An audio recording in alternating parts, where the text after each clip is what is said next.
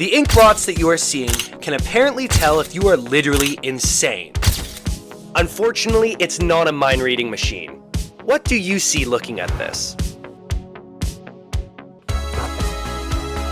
I see absolutely nothing. What I see is not relevant to the video.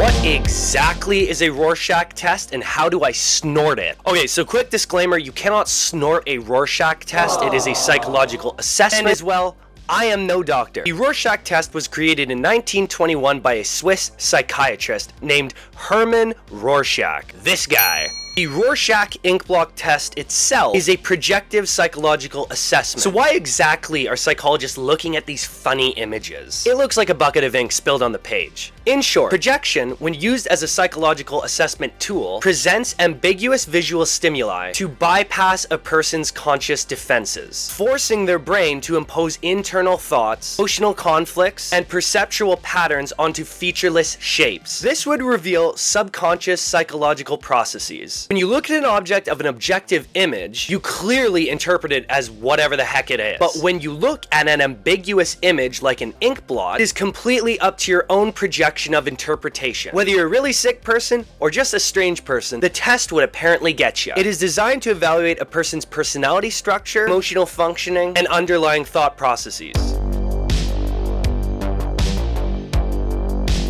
Here is the main problem with the test. It lacks reliability and validity. All reliability is administering the same test and getting the same results over and over again. Validity is if the test is actually measuring what it claims to measure. You simply cannot design a test attempting to see how sad people are, and then the first question is, what's your opinion on Advil medication? Not valid whatsoever. With the Rorschach test itself, reliability and validity have been debated for many years. Critics argue that the test suffers from highly subjective scoring, high false positive rates for mental illness, and a lack of standardized predictive power. I mean, even just thinking about it from my lay perspective, consider the case if someone were to just slightly change or alter the test. You could definitely achieve a desired result. Watch, I'll do it.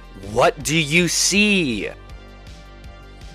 Oh, a grilled cheese? You must not have been fed enough as a child. Thus, you have autism. That's an extreme hypothetical, but you get the point I'm trying to make. However, advocates do maintain that when the test is administered using rigorous standardized frameworks, that standardized questionnaires would completely miss all of these unconscious processes. I mean, it is very hard to ask somebody about their inner desires when they themselves don't even know their inner desires. Here's how it works. A clinician will present 10 symmetrical inkblot test cards. Some may be black and white, some might be in color. The cards will be presented one at a time. The clinician will ask, what might this be? Here is the core theory behind it. Because the ink blocks are inherently featureless and ambiguous, your brain will project its own internal structure, memories, emotional conflict, perceptual habits, and coping mechanisms to make sense of this ambiguous image. Contrary to popular belief, psychologists don't just care exactly what you see. While the tests are heavily debated if they do actually work or not, they are still used sometimes. Specifically when the test is designed around a standardized scoring system, it can be still used in forensic evaluations and complex diagnostic settings to detect subtle thought disorders, psychosis, or deep-seated emotional distress.